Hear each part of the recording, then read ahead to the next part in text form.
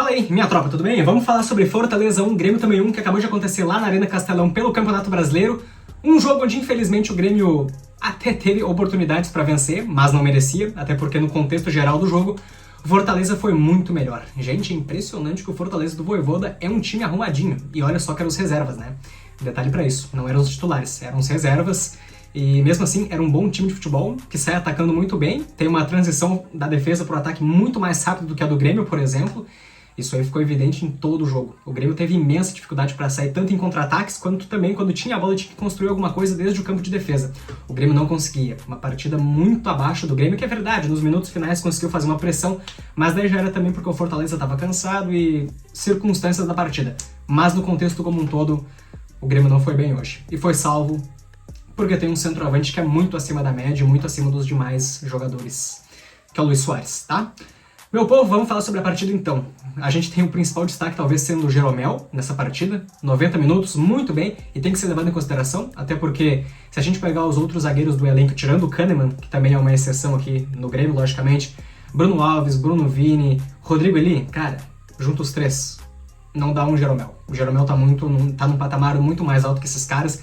Mesmo voltando de lesão, ele já tinha jogado 45 minutos contra o Cruzeiro, é verdade, voltou hoje, jogou os 90 minutos, e que coisa boa. Desarmou o Iago Pikachu, depois no outro lance deu 2 desarmes também no mesmo lance, então voltou muito bem. Que bom pra gente ter uma segurança defensiva de um cara que a gente confia bastante às vésperas de um Grenal também, né, que já é no próximo final de semana.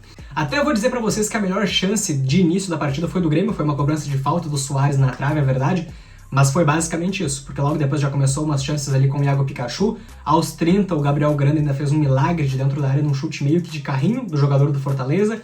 E basicamente foi isso. Logo depois ainda o Renato ainda desmancha a convicção do João Pedro Galvão. Eu até não sei se ele sentiu alguma coisa ou não, mas ele desmancha essa convicção com aquele sistema, coloca o Ferreirinha nos 32 minutos de jogo, porque percebeu que o Grêmio estava sofrendo muito, e o Ferreirinha tem mais velocidade, mais fôlego que o João Pedro Galvão para voltar, recompor, ajudar um pouco mais na marcação e também, consequentemente, conseguir sair pro ataque. Foi isso que ele fez. Mas o Ferreirinha não foi bem na partida, foi muito sumido, é verdade, perdeu vários contra-ataques, não acho que tenha feito um bom jogo.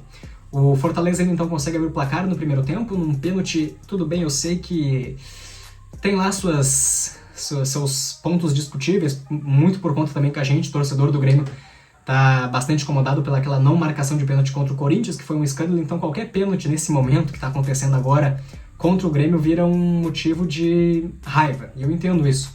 Mas, pô, o Reinaldo também facilitou, né, cara? Não pode, o cara tá na frente dele vendo que o jogador adversário vai cruzar pra área e ele tá com aquele braço meio assim. Por mais que ele tente recolher, chega assim, chega com os braços pra trás. É uma coisa tão lógica, mas parece que os caras não se atinam na hora do jogo. E a gente vendo de fora acha que é fácil, talvez não seja. Mas é algo que poderia ter sido evitado, né? O fato que o Thiago Galhardo abre o placar de pênalti, o Gabriel Grando nada pôde fazer, foi uma boa batida. E alguns minutos depois o Grêmio consegue também um pênalti, que teve uma revisão do VAR muito mais rápida do que o pênalti do Fortaleza. Foi 2 toques, assim, em menos de 1 minuto, o VAR já marcou o pênalti pro Grêmio, vai o Cristaldo, que sofreu o pênalti, é verdade, tomou um pisão ali por trás, vai pra bola e parece que bateu um tiro de meta. E aí eu pensei, eu voltaria pro segundo tempo com quem sabe até com o Galdino, com um jogador de ataque, porque o Natan e o Cristaldo não estavam fazendo nada. Inclusive o Cristaldo foi até pior que o Natan, tá? Porque o Cristaldo ainda bateu esse pênalti bizonho, como se fosse um tiro de meta, como se ele fosse goleiro. O Natan, tudo bem, não apareceu também, mas não foi o comprometedor como acabou sendo o Cristaldo, infelizmente. E se você pegar os 2 últimos jogos do Natan, contra Corinthians e contra Palmeiras, ele até que não foi mal. Pelo contrário, contra o Corinthians fez até gol. Só que também, cara, não dá. Pega esses 2 jogadores e dá um jeito de fazer, não sei, de buscar um outro jogador que seja um meio de campo muito mais intenso, porque o Grêmio precisa disso. Hoje ficou evidente na partida, olhando a velocidade de contra-ataque que o Fortaleza, que os reservas do Fortaleza têm, puxando o campo todo, assim, correndo, fôlego a mil, jogadores intensos, velozes, e o Grêmio, para cada puxada de contra-ataque, meu Deus, era um parto, era muito lento. Hoje ficou muito evidente isso. O fato que o Grêmio desperdiça esse pênalti, vai perdendo por 1-0 pro intervalo, o Renato volta no segundo tempo então e coloca de fato o Galdino no lugar do Cristaldo, né? Fez essa substituição. Pouco tempo depois ainda coloca o Ronald, que perdeu um gol dentro da pequena área de cabeça, uma pena, porque se acontece um gol naquela altura a gente não sabe o que poderia ter acontecido, mas é fato que o Fortaleza no segundo tempo também foi melhor que o Grêmio, criou mais oportunidades, teve mais chances, mais chutes de fora. O Fortaleza foi, vamos lá, 65 a 35%, quem sabe. 60-40, eu diria. O Fortaleza foi melhor no jogo. Destaque também pro Lucas Bezosi, que entrou e foi mais ou menos a mesma coisa que o Ferreira. Palmas também pra dedicação dele de ter tentado tantas vezes ir pra cima dos marcadores, embora tenha perdido 90% dos lances, mas pelo menos tentou. É um guri que tem confiança. Precisa ser lapidado, é verdade, eu não sei se vai dar boa coisa, mas merece uma outra chance sim. O fato que o Grêmio consegue um empate com um gol dele, Luis Soares, que é o único jogador acima da média que a gente tem, tirando quem sabe o Jeromel e o Kahneman.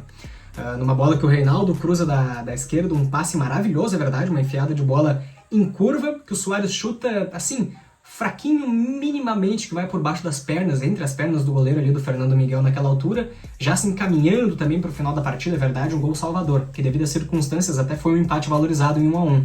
O Grêmio, nesse momento, ocupa a segunda colocação, mesma pontuação do Palmeiras, mas por critérios de desempate está em segundo lugar. E que bom, pelo menos, né?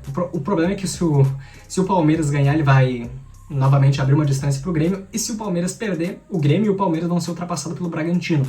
Para vocês verem como esse campeonato está embolado e como o Grêmio não pode perder pontos. Hoje, por mais que seja um jogo muito difícil, jogar contra o Fortaleza na sua casa, é verdade, por mais que sejam os reservas, é um ponto que eu queria valorizar mais, mas é um ponto que eu acho que o Grêmio deixou de ganhar 2 pontos. Eu preferia que o Grêmio tivesse se arriscado um pouco mais, ido mais pra dentro pra, quem sabe, conseguir uma vitória e voltar com uma pontuação um pouco melhor. Mas, infelizmente, não foi possível, né, minha gente?